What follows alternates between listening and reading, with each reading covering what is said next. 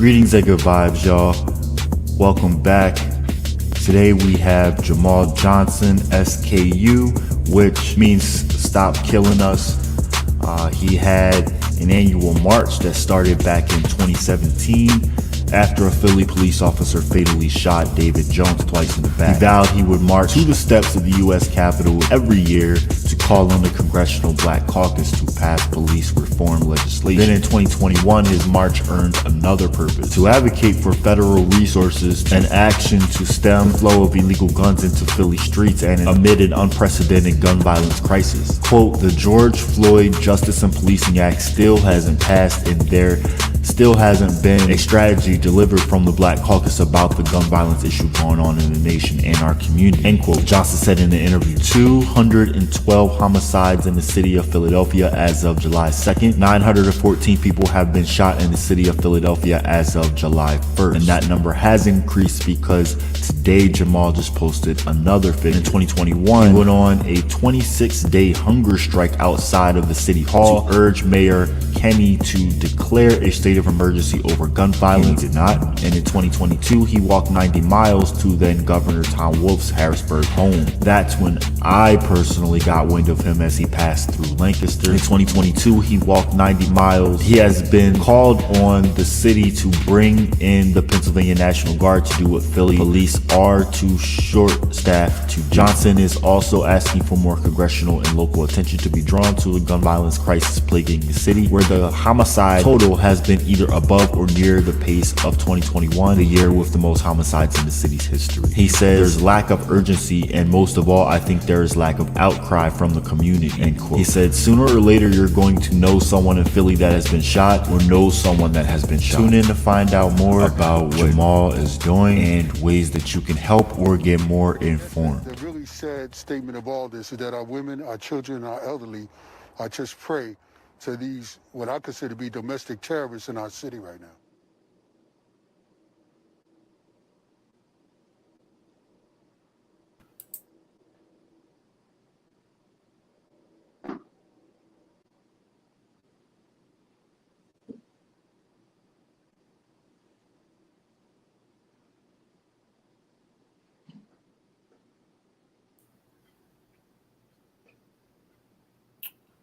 Good afternoon, good afternoon, good afternoon. My name is Chaz Neal, aka The Urban Conservative. You are tuned in to The Urban Conservative and Arm Yourself with Knowledge. And today with co-host Jontel Tolan. Yo, what's going on, my brother? That was my bad. I actually hit the button when you did it. It messed it up. I saw it. I didn't want to say nothing, but you good, bro. How you doing, man? I'm good. And today we have all the way who is, I don't think he's in Philadelphia right now, but he's from Philly, and he's going to bring some of that Philly love today. We have Jamal Johnson with us, and it's such an honor to have you, sir. Thanks, I appreciate it. So before we get into this, we have a little clip that we want to play. It's about 3 minutes and 30 seconds long. About an interview that you did, I think it was this year in March. So John Tev, you want to play that real quick? Yes, sir.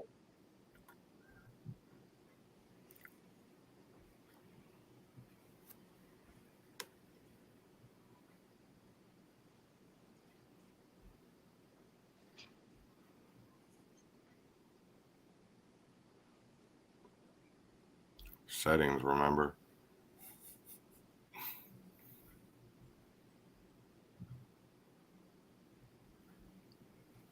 DC on foot in the fight for safer streets. I just have to go do something. Everybody's Can you hear it? talking. We don't want to sit there and Yep. talk. We want to do. All right. Jamal Johnson is a fixture in the Philadelphia anti-violence community. Go, we gotta go. He's sometimes a one-man protest in neighborhoods troubled by gun violence. So once again, he will make the 140-mile journey to Washington, D.C. on foot in the fight for safer streets. I just have to be self-motivated by the fact that I believe every step I take is a step in the right direction. And if I don't take it, no one will.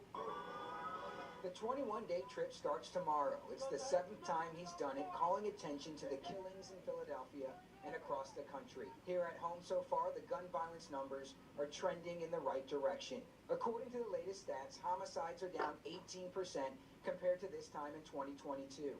The number of shootings and shooting victims are also down about 25%. I'll be angry, but I'm in pain when because why? Why does it have 30 shell cases in the middle of the street? James Lambert will be with Johnson for some of the 140 miles. We're told others will also join along the way. Johnson tells NBC 10 he's hoping to meet with members of the Congressional Black Caucus, but he wants neighborhoods to take back their own blocks. What do you think about all this gun violence? Actually, I'm a little disillusioned by the fact that the community hasn't really gotten involved a lot more than they have. And I think the nonprofit groups have got to start stepping up and stepping out. A fight he's willing to go the distance for. Aaron Baskerville, NBC 10 News.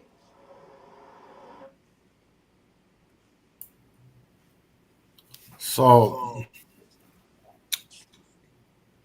Jamal, I want to first of all thank you for coming on today, and I want for you to tell the people more about who Jamal Johnson is, what your fight is, how you originally got out into the streets, your background. Just basically just tell us, who Jamal Johnson is and what is SKU, what is Stop Killing Us.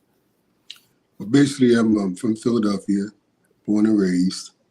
I joined the military, finished my time in there, then joined the post office, finished my time in there, and started enjoying my retirement, at which time we had an escalation in shootings and killings by police officers.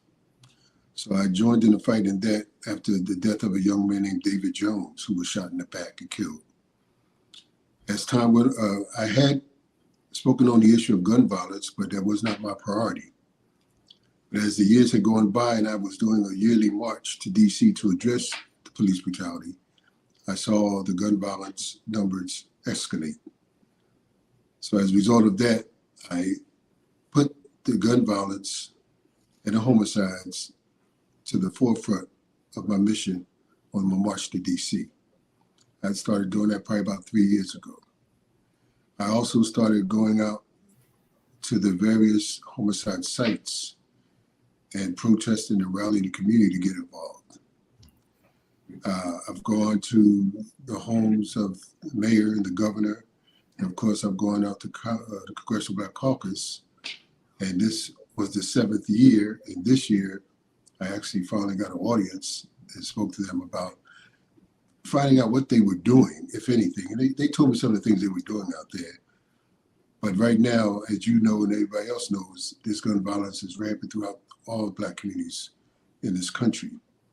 And my goal still is to try to minimize it in Philadelphia, but also have some effect on what's happening across the country. The Stop Killing Us SKU March came about, as like I said, about the David Jones murder by the police officer. I had joined a group that was called Stop Killing Us that's located in North Carolina, the organization. And I named the march after that organization. And I've been doing that, like I said, for 7 years. And right now I'm building a strategy as to how we can push forth to get more immediate attention in reference to all these homicides that are happening in our communities across this country.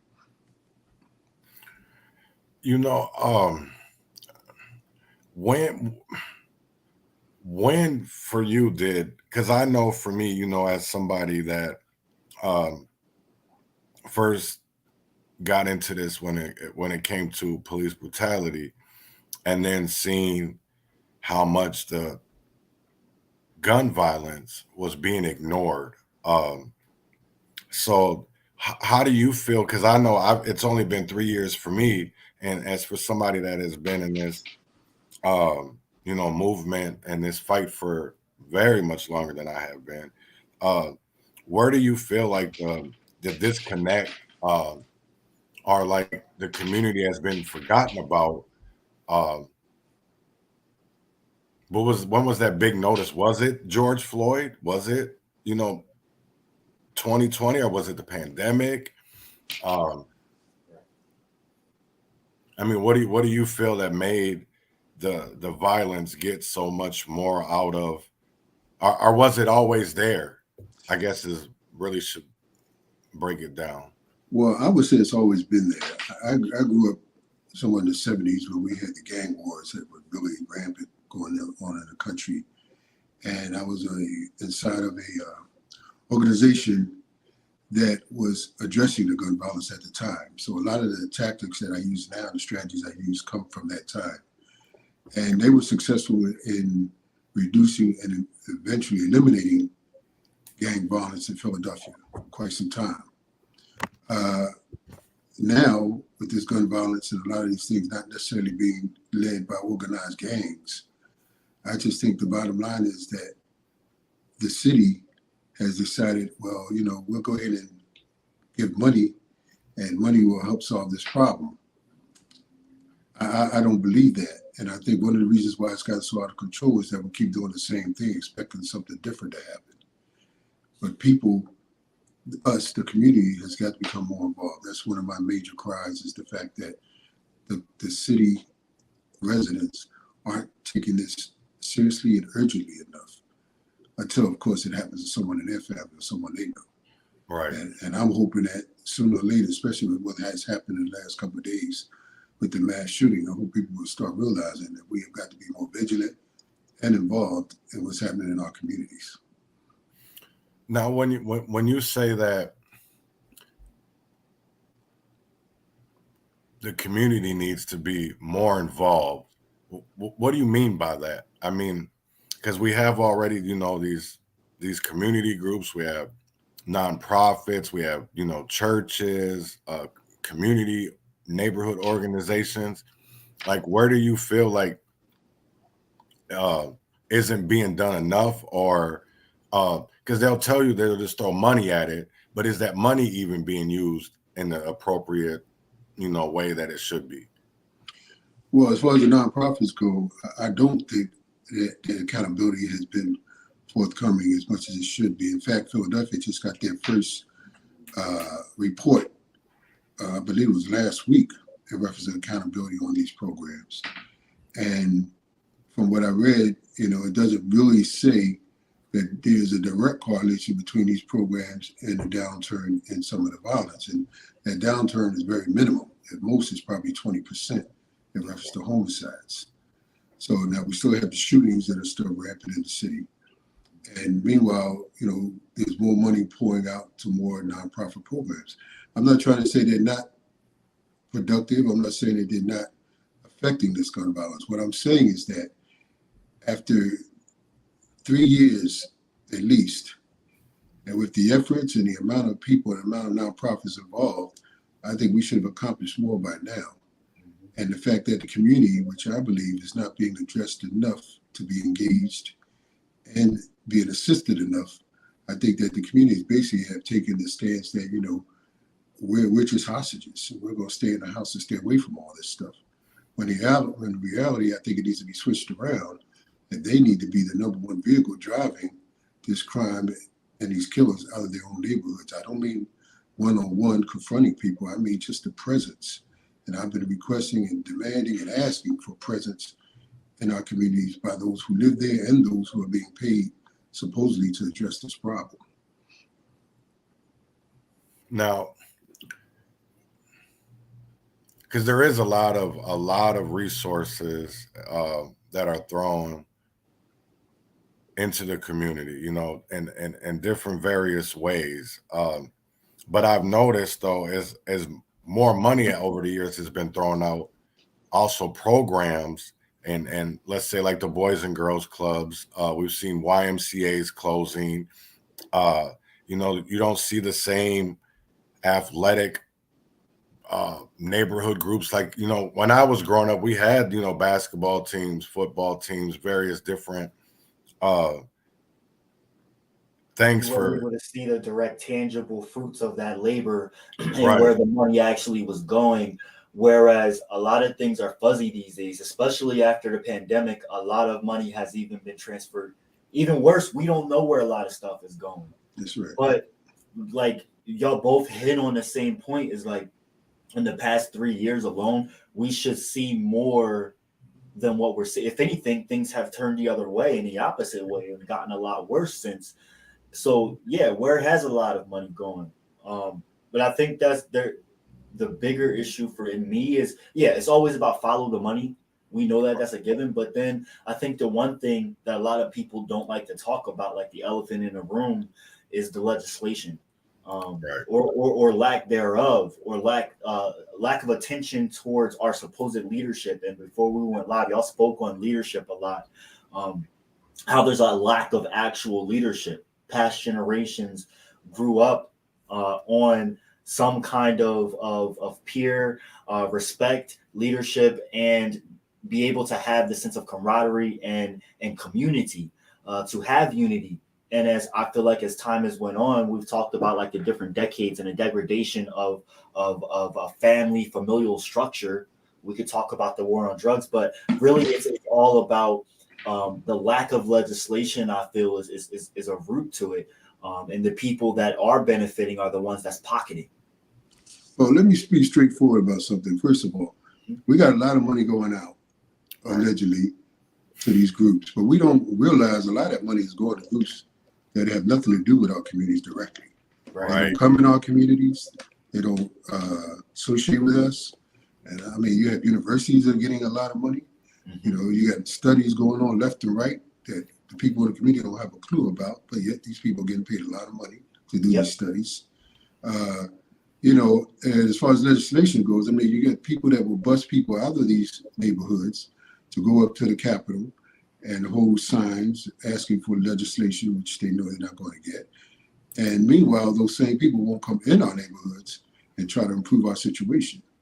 You know, and I've spoken on this about that to the community about, you know, how we can take 2-hour rides to the Capitol, but we won't take 2 steps outside our front door and try to protest, you know, this killing that's going on right in our neighborhoods. So, I mean, there's a lot of things we are doing. And I'll be one of the first ones to call out what we don't do, but also when it comes to the political side of things, you know, the politicians are getting, basically, to me, they're getting a pass card, you know, because they can say, well, we're giving you the money, and if you're not getting it done, how can you blame us? But the fact is, they should be more involved. They should be more affected. They should be as urgently, aggressively pursuing whatever it takes to help us out. But instead, they go and dole out this money to certain groups, certain people they know, certain people that, you know, they feel favored to, that may not be doing as well or as much as other groups that could probably do a lot more if they were given the attention and given the funds.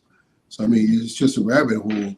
And the bottom line is that the citizens are the ones still being held captive in their homes and not being able to go about freely, have their children go about freely. And to me, it's a sad situation. I feel you on that, and I feel you about the rabbit hole. I feel like we have to set a point and put our feet in the sand and set a point of starting somewhere. And a lot of times you kind of hit on it, like how can we point the finger at and blame anyone else if we're not holding ourselves accountable first? Like That's right. If we're to know where we stand on an issue and what we need to do, we have to start with ourselves, look at the inner, no matter what has been done to us or what environments we've been placed in is relevant, but it can't be relevant until we've already taken care of ourselves and figured out what we need to do within ourselves. And so like that's what I really admire about you and the stance that you take, regardless of if there's any kind of pushback, because me and Chaz can relate in our own community for taking a certain stance and voicing stuff that a lot of times people want to just smear under the rug or not talk about because they deem it problematic.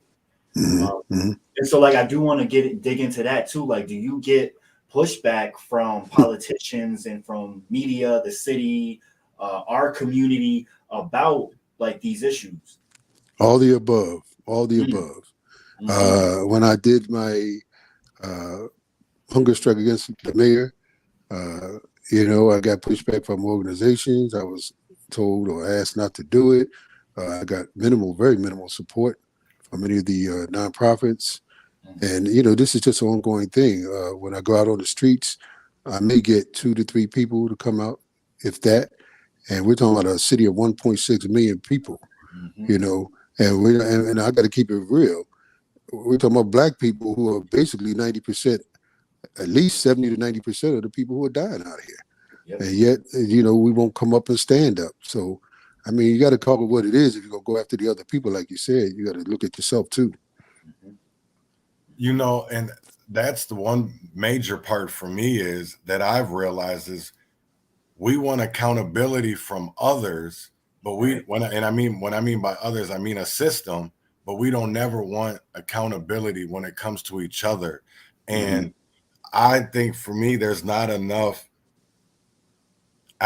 call for accountability in our own communities as there is so much when it comes to, legislation, because everybody, to me, and this is just, again, this is my opinion, but I feel like sometimes we go to the wrong people to get that change in the community, because I don't ever feel like there's any legislation that can honestly help. I think it's education,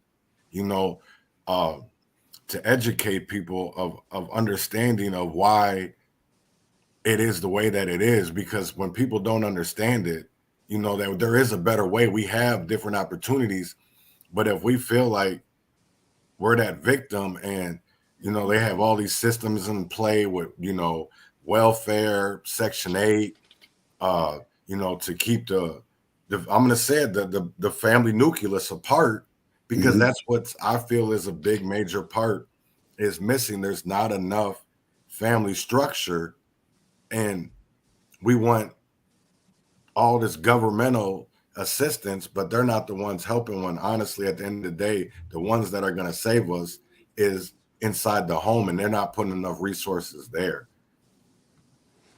And the home is not, to me, taking enough accountability for a lot of the problems that are happening. I mean, we have people who could do things in their own community to at least deter some of this crime, as far as I'm concerned. Right. I've been asking for boots on the ground. When I say that, I mean it seriously. Right. That we start standing up, especially men, start standing outside their communities, sitting on their step, doing anything to be a presence in the communities. And I get a lot of pushback from that, because they said, well, what about the police? Well, we know we're understaffed for the police department. That's one reason why I asked for the National Guard, Right. which of course they want to attack me for that. But the bottom line is, if you're not going to do it, who's protecting these women, these children, these elderly people out here who are being prey to these people who are shooting down the street? I mean, it's unfortunate what happened with the mass shooting, but the mass shooting, it was only just, for lack of a better word, a graduation to the crime we've been getting anyway. Right. I mean, it's been going on forever. So, I mean, why is everybody so surprised that now we got somebody who's unfortunately might be mentally unstable? But the bottom line is he's doing in one day what we've been talking about for years. Right. It's just one individual. But meanwhile, we've always had these bodies mounting up. I mean, we're almost 1,000 homicides right now. I'm sorry, almost 1,000 shootings. People have been shot in Philly this year already. That should not be after at least 2 or 3 years. Supposedly, we've been addressing this gun violence problem. You brought up a good point of, with police staffing issues. Do you feel like that plays a major part in all the homicides going up? Or do you feel like that was just something that was bound to happen, and regardless of staffing, it was going to be there anyways? Well, I think George Floyd protests changed a lot of things for the police. There's no doubt about it. The way that they look at us, the way they deal with us, what they're willing to sacrifice to address us anymore. They're under the microscope. And I can't blame them. I mean, they got a job. They want to go back home every night. But the bottom line is we still got to bring it back to the community. I mean, the community has got to take charge of their community. I mean, I don't know how you expect somebody else to care about your woman, your child, your children, more than you do. That's ridiculous. And the fact that the way that the killing has been going on, and how often it is, and the lack of attention, even by our elected officials. I mean, right now, we just had a major mass shooting in Philadelphia. 5 people dead. We had 2 people running for mayor, and neither one of them have appeared on the scene. I mean, what does that say to you? What does that say to the community? And the community, from what I understand, has been like a ghost town, most of the time since this has happened, which I don't blame them, because the bottom line is this mass shooting is just an addition to the daily killings we've been getting. So, I mean, what did they think how did they think people were going to respond? But the thing is, where's the leadership? Where's the leadership from the community?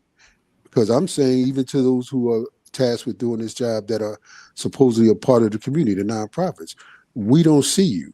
People don't see you. So if you're not being seen, I don't care what you're doing in a building somewhere. The people who are being most impacted by this don't see you, you're not doing anything. And that's what I've been saying. Come on out in the street, put some time, knock on the doors. There are people in those houses that don't come out. They're not going to come to your church. They're not going to go to your meeting. They're not going to go out here and get to where you are for whatever reason. Then we got to get to those people. We got to let them know that we're there for them. We got to try to encourage them to be part of the solution.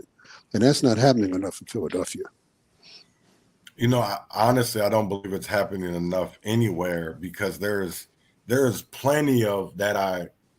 And maybe you know some of these individuals, these gentlemen too. You know, Tyrone Muhammad out of Chicago. I don't know if you ever met him personally, but that's another one that fights gun violence and is really out there, you know, boots on the ground, trying to, you know, I know people don't like Charleston White, you know, but for me, I think why people don't like us is because it makes them look in the mirror. You know what I'm saying? It's when it comes from somebody that it makes them uncomfortable. Right. And that for me is, I get so much blowback because I do call out, you know, the nonprofits in my community. I call out you know, my Black elected officials. And at the end of the day, it doesn't matter to me what color you are. If you're an elected official and you're supposed to be fighting for my community, you're supposed to be in that community. You know what I'm saying? It shouldn't be a tragic event to happen, or you want our vote is the only time we ever see you. You know what I'm saying? That's right. Because that's the biggest part for me, is these especially in bigger cities, because elected officials make so much money. This is basically their jobs, but they're not accessible to us. You know, they're accessible to those corporations or, you know, people that they get along with. But I guarantee it, Jamal, when you go to the mayor or you go to your alderman or your district representative, your council member, I can guarantee it that somebody that agrees or has the same agenda as them is going to get way quicker response than you will, for the simple fact of that they see you as a so-called uncalled problem, when honestly you're just telling the truth. Well, see, that's where too, I must say that I think that's where we're the problem too, because if we're not willing to go and kick butt and take names to save ourselves, and I mean, who can we really blame? You know, when you have people who are going out here saying they don't want to go in certain neighborhoods because they're dangerous, and that's why they don't come out on their blocks, but yet these same people will canvass for politicians and go in those same neighborhoods because they get paid. So you're not going to look at me and tell me that what I'm asking you for is above and beyond what you can do. I know you can do it. The question is, how come you're not for your own child? Now, when your child gets killed, then you want to give me a call. You want to say, let's go out here and do this, that, and the other. Sure, I'll help you, but I'm not going to forget the fact that you're the same person that looked me and told me I was crazy for being outside. You know, we got to get involved. We got to do something. We can't do the norm. We have to go above the norm. You know, when they have all these marches for Asian hate, marches for LGBTQ, all these, you know, these same people in those marches. Well, how can you not march in mass against all this killing going on in your streets? Right. It just makes no sense. No, and that does, because for me, I don't know, I'm just going to put a scenario that happens in Minneapolis that I see it, because the people that speak for the damaged part of our communities, our cities, don't even live there. You know what I'm saying? Like, that's a big part for me, because that's right. They live in the suburbs. You know, as somebody that is, you know, we started an organization in Minneapolis called Black Lives the Streets to really counteract Black Lives Matter, because we felt like, regardless of whoever it does it, the police, if it's an overdose, if it's a domestic violence, if it's, you know, something that happened in the streets, they matter to us. Doesn't matter what race, or not so matter race, but your religion, your sexual identity, none of that mattered to us. It mattered that your life mattered. Right. And that's, to me, is unless it's profitable, is the only way these people come out. And that for me is the biggest, especially because I see that in Philly. I see more about that because let me put this out here too. I have family that's out in Philadelphia, the Neal family. My family owns Southwest Auto Body Shop. Okay. Harold Neal is my uncle. And so he's been in the Southwest community for years. And, you know, when I go out there, and my family was a part of Move, which is really messed up. You know, we won't even get into that because that's a whole other opening, a whole other can of worms. Oh, yeah. You know, but it's, and I just think about the Black Panthers, you know, and how much they were ridiculed for the way that they wanted to take care of their community. You know, I go back to a quote from Malcolm. I feel like you have to be willing to pick up the gun to put down the gun. And there's a lot of people that aren't willing to pick it up so that we're able to put it down. You know, there's all that kumbaya, and, you know, you can't fight fire with fire, but you can fight violence with violence, especially if it's violence and you're defending yourself. You're defending your community. And I don't think people fully understand that. Is they talk about defending their community, but they're not really willing to die for their community. Well, you know, you brought up an influencer, what's his name? Charleston White. Charleston White. Yeah. And I got to say that I think that most influencers have let our community down. Oh, you know, our children are the ones that are killing one another. And those are mainly the people who listen to a lot of these influencers on the internet, you know. And when I see and hear these people speak, and I've said this on a couple of their programs, they don't talk about this issue as much as they should. They don't address those who are probably the shooters as much as they should. They talk about all the other things going on in this country, but they won't narrow down about the fact that we're out here watching our kids kill one another. And of course, I'm not speaking about every single person. I'm talking about at least 80% of them don't touch this topic. And I've questioned them and asked them why, you know. And a lot of them said it has something to do with the fact that the people who, if they address them, then they may not listen to them, which of course takes down their base. My thing is that how can we, those of us who claim to be responsible, not call them out? You know, I call a lot of them out because the bottom line is those are the ones who have our children's ears. So, of course, if they were to start encouraging some of these kids to stop this stuff, they might actually give it a second thought. But because no one's saying a word about it to them, the people like the Breakfast Club, all these kind of people, you know, who's talking to them and saying to them, look, why don't y'all start talking about all this killing on our streets?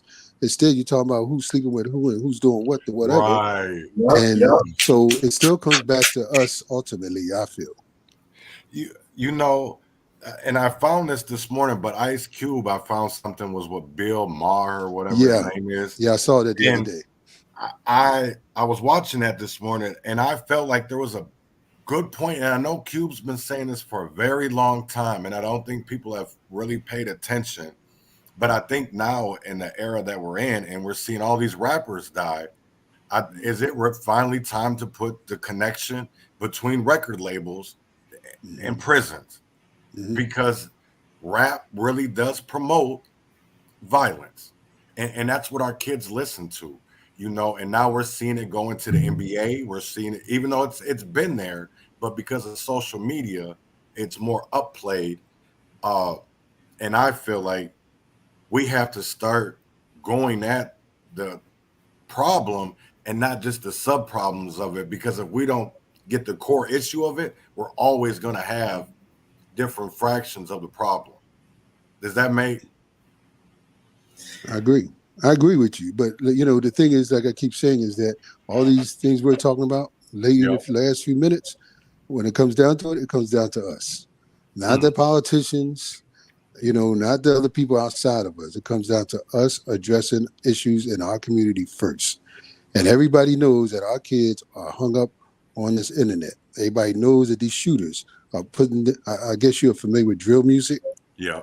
Okay, then people know about drill music, and they know that a lot of these guys are shooting each other, putting it on right there on the internet on YouTube, and they've been doing it for quite a while. And these kids have mothers and fathers, uncles and aunts, and they looking at them on there. And how much effort have they made to try to get these kids to get right or report them if necessary? The bottom line is we're not doing enough ourselves, but that does not take away responsibility of those who we elect to do what they're supposed to do. But we still have got to be stepping it up a lot more than we have. And as far as I'm concerned, we haven't even done a quarter of the work that we could really be doing and trying to do something about this gun violence. What is one thing that, when we talk about the community and the awareness, because I know people feel like, what can we do? You know what I'm saying?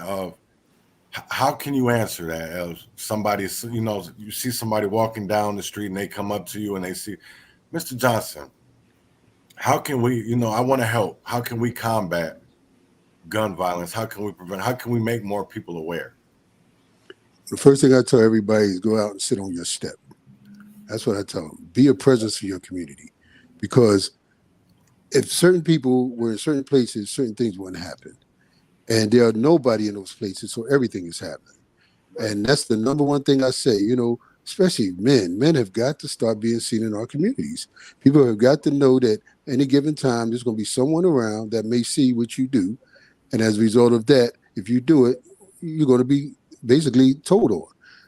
If not, we don't, when I go out, I don't confront anybody. Whatever they're doing, they're going to do it when I leave anyway. But I don't confront anybody. But 9 out of 10 times, a lot of these young men will go somewhere else. Why? Because they know I'm holding a post and I'm attracting attention, which is going to attract attention to what they're doing. So this is what we need to be doing on all the corners. We need people that are being seen to be the eyes and ears of the community, not necessarily snitches, but just somebody that's out there that cares about their community. So you're going to come through here and try to do a drive-by. 9 out of 10, we're going to get the license plate, okay? Right. 9 out of 10, if the people are from that community, they probably know the guys who are doing the shooting anyway. So those guys may say, well, there go Mr. Brown out there. We can't do this now. So at that one motion might have prevented that one death at that moment. Now, it doesn't mean it may not happen later. But at least for that moment, that death didn't occur. And this is the simplicity of how we got to do what we got to do. The way people make this thing so complicated is ridiculous. This is not rocket science. Right. Just like you talk about the Panthers. The Panthers went out there on their own to start protecting their communities. Where are our Panthers at now? I hear people talking all this stuff about the system and what it's doing to us, but what are we doing for ourselves? What are we doing to actually attack this problem without looking for City Hall and anybody else to do it while we sit back and wait? No, we got to be the first instrument in stopping this thing, and then they have got to support us because we pay them to do so. Right. But we can't sit around talking, having meetings, having discussions. We're past all that, as far as I'm concerned. We're past all that. And until we don't do anything more than what we're doing, we are responsible in some way, in form, to the killing that continues to go on in our communities, as far as I'm concerned. Yeah, you talk mainly, and it is a no-brainer about being proactive, especially how we ended up where we are today. The one thing that we need to do and we can do simply is being proactive, instead of complaining or trying to figure out, well, what should we do after things like the mass shooting that just took place has happened. One thing I noticed about you is that you, and it should be this way, you don't wait on anyone to act. You take to the street. You're about visibility. You're about being seen to make an impact. And that's literally what you just spoke to. If there were more people being seen, just having a presence somewhere, a lot of things wouldn't be happening that have transpired. So I guess my question is, because we make an impact even when we think we're alone, even when we stand alone, continuing to be consistent and standing alone and doing what we're doing, even if because we know that it's right and it's the right thing to do, and we know we're making an impact. A lot of times we don't necessarily see that, but I will say that you've made an impact just from walking to places. You have inspired people along the way. So what would you say to people that are watching that are admiring you, but maybe like really shy or just kind of just like, well, what am I supposed to do? But you know, especially if they think that they're alone in something and they agree with you, but everybody around them doesn't. Especially, let's just say they're like a young person, right? And they're around a bunch of people that's doing the kind of stuff that we're talking about, but they feel you, they hear what we're talking about, but they don't know how to. What would your advice be? As I've just said, physically, they could just be present in their communities if they aren't already. Secondly, they could write, call, email, text the elected officials and let them know that they're going to be a pain in their behind until they do something. And lastly, they have just got to believe that everything they're doing is for the betterment of their community, and that's why they should be motivated. You don't need anybody to push you to save your kids. My granddaughter was shot coming from a funeral. That was another reason that I got motivated to get involved in this. But we shouldn't have to have that. All we got to do is look around and realize that sooner or later somebody's going to get hurt or killed that we know. So, if it happens, we don't have to be one of those that sit around and say, I wish I had done something. This is your moment to do something right now. And if you're serious about it, then do it on your own if you have to. That's the only encouragement I could really give, because the incentive of money has not helped this problem. It has not done enough. And I don't get paid for what I do. Right. And I tell people, it's not about the money. You don't have to do the simple stuff in our communities to get things done. You don't have to. I mean, look at our history. How many protests that we did? Nobody got paid. A lot of times, nobody got paid. Now, maybe down the line, somebody got paid under the table, whatever. But The wrong people initially, got paid. yeah, the wrong people got paid, right? But initially, it was about the strength of what they believed. So if you believe that you have a obligation to your community, then do that obligation, and then try to encourage others. But if they don't do it, be seen anyway. Let people see you out there. People call me names. I mean, people I highly respected have stabbed me in my back, and I was like, wow, but I keep telling everybody, I didn't come out here to get friends. I came out here to stop these killings. And, so if I have done that, even one person, then I'm good. And as far as the politicians, they know me. A lot of them hate my guts, but that's okay too, because the bottom line is you got a job. All I'm asking you to do is your job. That's it. And if it means that I have to come to your house or pitch a tent outside of your home, then I'm going to do it, because I need you to know if nobody else in Philadelphia is serious, I'm very serious about what I'm talking about. And this is kind of what, for lack of a better word, this is my example I would give to anyone who can and is willing to do so.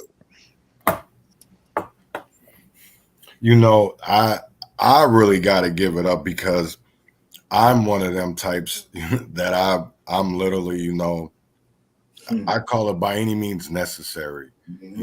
I'm not afraid to camp out in front of a elected official's house while other people are, because it's within our rights. I was just about to say it's all right. And I think a lot of people are undereducated about our rights, and instead of wanting to educate and learning, they just look the other way and have that victim mentality. And I know people, they hate to hear that victim mentality, but I don't know any other word to call it than they want to be victims. I don't see it any other way, because it, like you say, Jamal, until it happens into somebody's household, do they get involved? And right there is the problem. For me, is because everybody always wants to wait until afterwards instead of preventing it. But I wanted to ask a question too about violence interrupters programs, and how do you feel about that? Because I know in Minneapolis, we did a street team in 2021, and the only time we were ever out was 10 till 3 in the morning. So we were literally out. We called it demon time. It's nighttime. That's when everybody really don't want to be out. You know what I'm saying? And the people that are out, I ain't out for no good. So during the day you see a lot of people multicolored shirts, but then when it comes to being nighttime, you don't see that same presence. How and there's all this money thrown at it, but it's not money thrown at it 24/7. It's only thrown at it, let's say business hours. Mhm. Crime doesn't have hours. You know what I'm Mhm. saying? So how does that make you feel that they throw all this money, but they don't throw it at it 24 hours a day? It's got certain hours that comes with that money. Well, one thing is that you have to remember, if we didn't have crime, if we didn't have these killings, that money wouldn't be out here. Right. So if all the crime is gone, the money's gone. And people are making careers out of this stuff. You got to call it like it is, Right. And so the people who are serious about this have got to be the ones to start calling people out. Now, people say it's wrong to call people out. Just do what you do and don't worry about anybody else. Well, that may be true to those who don't get paid. But if you're getting my money, which is my money, it's tax dollars coming out of my pocket, Right. then I'm going to call you out, because I've gone to city council members and I've said to them, why don't you, are y'all familiar with Town Watch? Mm-mm. Okay, Town Watch is something that's been going on for decades in Philadelphia, where the citizens come out and they basically the eyes of his community. You just walk around, make sure everything's okay. And this is going on forever. Mostly senior citizens are involved in that too. But I've asked the city, why don't you use their blueprint, but pay people to do that? This way, the people are in their own communities. The people around them know who they are. The children grew up around these same people. So their influence possibly will be stronger than someone, quote unquote, the violence interrupters that are coming out of prison, things like this. Sure, they come out. But if they were having such an impact, how come we don't see the results? And I'm not saying they don't have an impact. I'm just saying that when we keep speaking about them at the level that we do, I would think that they would come up in more conversations than some of these nonprofits. But all I'm hearing is that the nonprofits are the ones who's supposed to be doing it. Well, the nonprofits are clocking at 9 to 5. These nonprofits aren't doing that midnight stuff, Right. And so, to me, if we did the Town Watch type thing, those violence interrupters should be leading that Town Watch type thing from midnight to 8 o'clock, in the morning, because they come from the streets. They know the streets. And 9 out of 10, they probably know these guys that's doing what they're doing out there. So, but for whatever reason, I don't know why. City council don't want to do it. I don't know why. And then I've also said to them, why don't you mandate that these nonprofits put time in on the street? And I mean on the street. I don't mean in a building where you have to come to or you have to sign up on this paper where they happen to be sitting at. No, I mean out on the street where these citizens can see the effect of their dollars. I don't know why they don't want to do that. And then mostly we need a citywide collaborative effort. Nobody's making these people work together. So you doing your thing where you live. My part of the city is being shot up every day. Right. But because yours is quiet, you figure you did your job. No, this is a citywide problem. They're not just shooting in North Philly or South Philly, and they don't necessarily live where they shoot. Right. So we have to do this thing all the way around. And for whatever reason, I'm getting a deaf ear to all these things I just talked to you about. So I guess let's talk about why that is. Right. I was just about to ask that. Why do you feel that is? I go back to the beginning. People are pimping off our pain. And I can say that because I remember when we first started going out of here strong, nobody was getting paid. And people were on the streets. We were out there all times of day and night. And now when that money started flowing, I can't get nobody to come out. And that's real. I mean, I've got videos where we were out on them streets and nobody was getting a cent. And now all of a sudden, everybody's pockets are heavy. You can't find a real march on the streets like we used to do with all men out there talking about we taking our communities back. You can't even find that anymore like you did before. Now there are now people starting to talk about it, which I'm glad. But I'm at the point now where I just wait till I see it happens more than once. Because that hit and miss stuff is not working either. We do it this week, we don't do it till next month. That's not going to work. We need a consistent presence on our streets. And we need it to happen to the point where when they're not there, people notice that you're not there. Right now, people don't notice that you're not there because you don't come out enough for them to notice that you're not there. Right. You see what I'm saying? So like you said, the midnight thing, we have got to get peace patrols. We do have groups out now that are saying they're going to start patrolling, but they're so minimal in numbers. People are not coming out and being a part of the solution. And then to me, if you're not part of the solution, you're part of the problem. Right. Right. But then when you call out that they're when you tell them that they're part of the problem, no, you're part of the problem. That's the biggest thing for me is it gets frustrating. And I know it's got to be frustrating for you is to sit there and to honestly not even really call them out. To me, it's telling the truth because if people get so upset to the fact of you pointing out the obvious that they get upset where, the name calling and wanting to threat, sending threats and all of that for just one unity and happiness where you live for a place that they don't even live. So I want to talk real quick about the allies. You spoke about seeing things happen in our community. And I've had my confrontations. I call them confrontations because that's what they were, because I asked them, why is it we don't see you out here, but your organization is getting paid to address gun violence? You want to do it in an area where you feel safe, but this is not about safety because these people aren't feeling safe in these communities that you claim that you're trying to serve. So, and they'll come back with the fact that they're dealing with legislation, which I know all about it. I hear all the time. Okay. But when it comes down to boots on the ground, we can't find you. And this is not a colorblind thing. I'm sorry, this is something that is colorblind because white people get killed too in Philadelphia. Right. Asians get killed in Philadelphia. Everybody. It just happens more in black communities. But that does not mean you can't be a part of the solution. And I have to say, there are very few, but there have been some allies that were not black that have helped and supported me in what I've done. But as a whole, like you saw the George Floyd, how many came and poured into the streets out there? I keep asking them, why we don't see you pouring into the streets now? People are still dying on these streets here. You say Black Lives Matter. I've had my confrontation with them. Where are you at? Y'all talking about y'all want to go out only when the cops are killing us. So your problem is not really saving us. Your problem is going after the cops. So you need to not call it Black Lives Matter because obviously we all don't matter. Right. And that's where I am, and that's where I rest with them. To me, they are just an invisible force or an invisible presence unless the cops are involved. And to me, that's counterproductive to how we're going to live in this society with everybody. Right. Yeah. Right.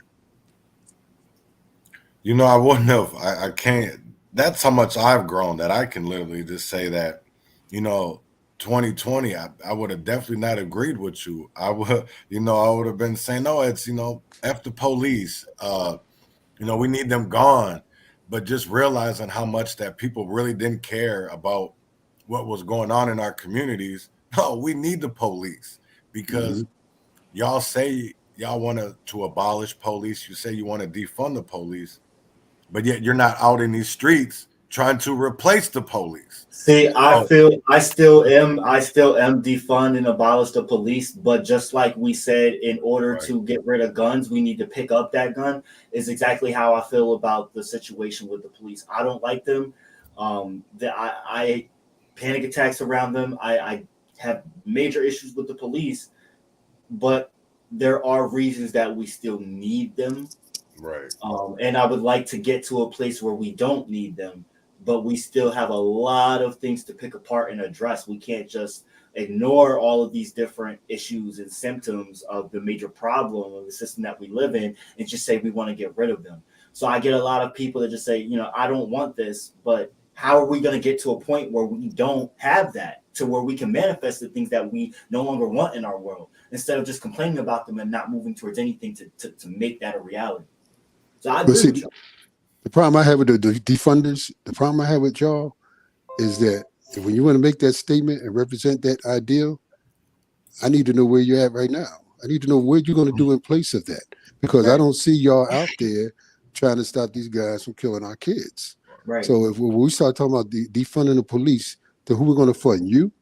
Because you're not out there. You see what I'm saying? That's just the way I see it. And when I talk to these revolutionaries and these pro-black people, I say the same thing. You know, you want to talk about the system and a white man and all this, but here we are watching our kids decimate each other, and you're nowhere to be seen. So, you know, I don't even want to hear the rhetoric, frankly. And, you know, my thing is, if you're not going to go out here do anything, be quiet. If you are going to do something, then let's talk about what you believe out there in the street, not in your neighborhood where you're in the house behind a computer. We're talking about out in the street. We can talk while we walk. But if Right. not, I really don't want to hear it. That's where I'm at with it. And I agree, 100% with you, because, Yep. we can preach it, but if we're not walking it, it's useless, because if we're not out here in these streets, that's the one thing for me. And that I'll feel like is I get mad of the same things over and over again, of going to the state capitol, going to city halls, going to protest at, police departments, and I always get the same response: crickets. Why aren't we taking it to the streets where it needs to be? That's right. I understand we need legislation changes, but that's never going to fully do anything. Where Right. the change needs to be is out in them streets. That's where the politicians need to be. That's where those elected officials need to be, because being inside a city hall and voting yay and nay isn't going to do everything. They need to be out in them streets doing the same old thing that Jamal's doing, that Tyrone's doing. And I'm talking about being boots on the ground, being out there, being seen, being visible, because I can tell you right now, that works. I know it sounds ridiculous, but it works. I know it works. Being seen, Mhm. it works. When people, because I will say from experience of, being on 36th and Penn, which was a real hot spot in the summer of 2021, our data, and this is the sad part, because we had organizations using our data and statistics to get paid and left us out, because over the summer, that corner, crime was down 68% the year before, which 2020 was a bad year. But now it's back to where it was, and yet you see all these people getting paid, but yet the violence is back up, and it makes me really wonder. They don't want solutions. They don't want to get rid of the core issue, because at the end of the day, I feel like, and it plays back into my mind when I've gone to city council and talk about resources. Well, if it don't make dollars, it don't make sense. And now I really, really, really get it, that gun violence brings money. Yes. That makes sense to them. Violence brings money, and that makes sense to them. So I really fully understand it now, of that when the Bible talks about the root of all money being the root of all evil, yeah, because that almighty dollar rules America. So I don't know where we can go moving forward. I know that doing the things that you're doing, Jamal, are great, and it needs to be highlighted more. And I know you don't, you don't do this for, clout, fame. You just want better in your community, and that's one thing that I truly respect, to the highest. And then, yeah, I don't even know what more to say. I mean, it's, people are enamored with meeting basketball stars, celebrities. To me, you're a celebrity in my eyes, because you want better in our community and you stand up for our community.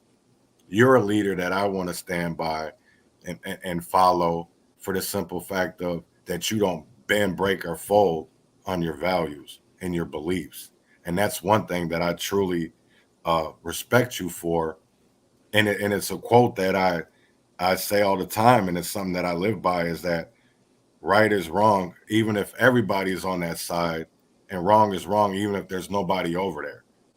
So I just know that I'm on the right side of history, because there's so many people on the wrong side of history. And I want to tell you that I know I feel like there's times that, when there's not enough people, that, oh, they don't care. But even if there's one or two people, I know that there's we're getting it's somewhere, and I know it's not going to be overnight, and that this is a marathon. And as long as I can change one person's mind a day, I'm doing the right thing. And that's what gives me hope. And I truly, truly, truly am blessed. And I'm gonna give you the last 5 minutes. I'm gonna let John Tell speak, and I'm definitely thank you so much for coming on today and spreading this knowledge, this education, so that we can liberate and all live in harmony and peace. And I thank you so much, brother. Thank you. I don't. One thing I want to do is make sure that I emphasize that I believe people are doing a lot of good work in Philadelphia. I think most people have good intentions, and you know, a lot of times I get attacked because I call, as people could say, call people out, and they take it as though I'm brushing over everybody with the same brush. I'm not.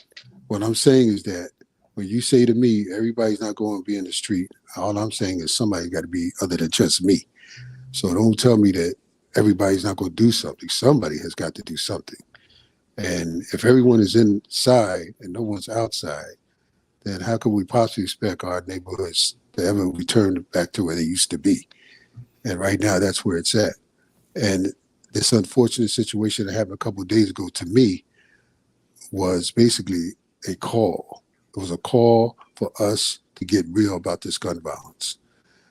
I've given scenarios, and I believe this, that if we had been out in our communities when this unfortunate situation happened, we could have possibly minimized the deaths and had some effect on the result of what happened.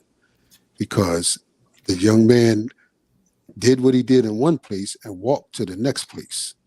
So that means there was time and distance before he got to where he went and did his massacre.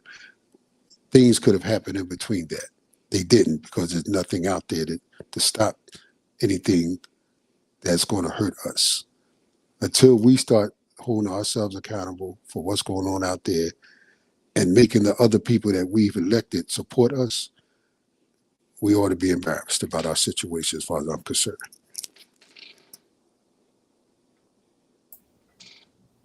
Man, No, I could definitely say I couldn't agree with you more. And Chaz too. I just want to thank you as well for allowing us to interview you and you coming on the show. It really is an honor, and we just want to urge you to please keep doing what you're doing, because you do inspire people along the way. Are you going to continue to do the walk to DC every year? And do you want people to join you?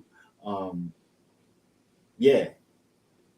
Well, actually, this 7th year was this year, and we actually finally accomplished what we went there for. Now, what I'm waiting for is for the Congressional Black Caucus to do their part of what we spoke about. And right now, I'm not getting that back. So how I'm going to address that, I haven't decided yet, but it will be addressed. As far as the other activities that are going on in the city, I've scaled back on being out on the corners with the intention of seeing who or what will come forward. Because a lot of times, you know, I started feeling like we were just treading water.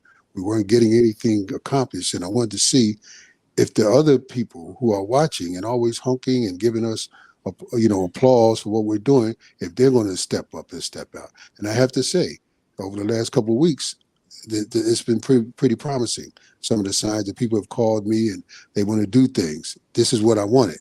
You know, I can't do this by myself. Right. So I'm going to see how this results, and depending on where it goes, if it just becomes a bunch of talk and no action, then I have to go back out there, because I just can't sit back and watch this and not do anything.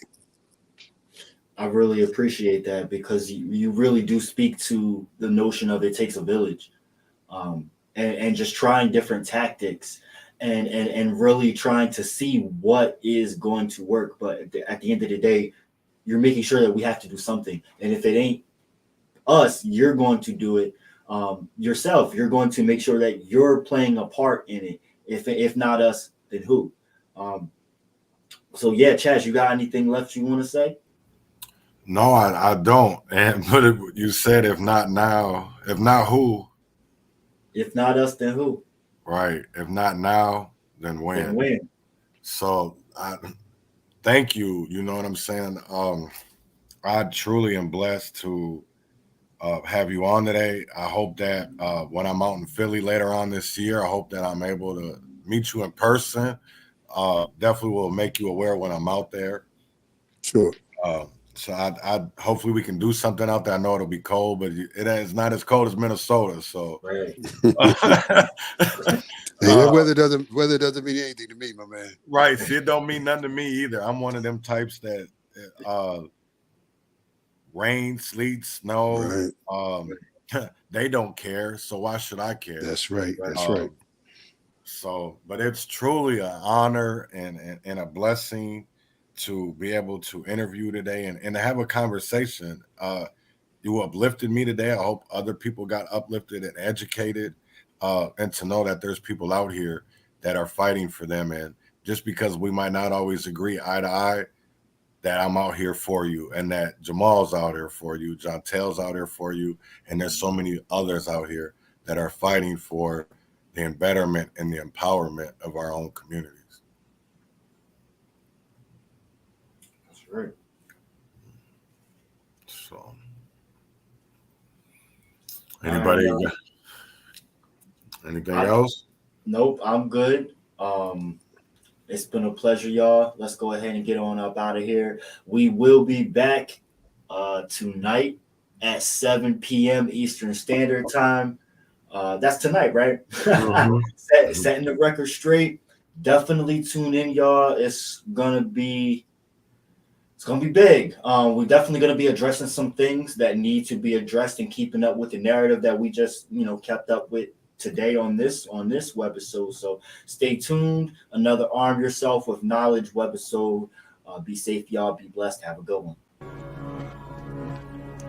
Every day, fighting for my life. Every day, fighting for my life.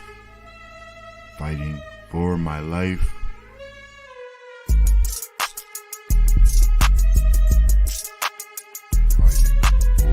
Bread grew from the seed you thought was rot. I think not. Fire bred desire to rise above denial, to rise from former ashes to face new trial or more triumph. I am enough. Trial to triumph. I am enough. Every day I fight for my life. Every day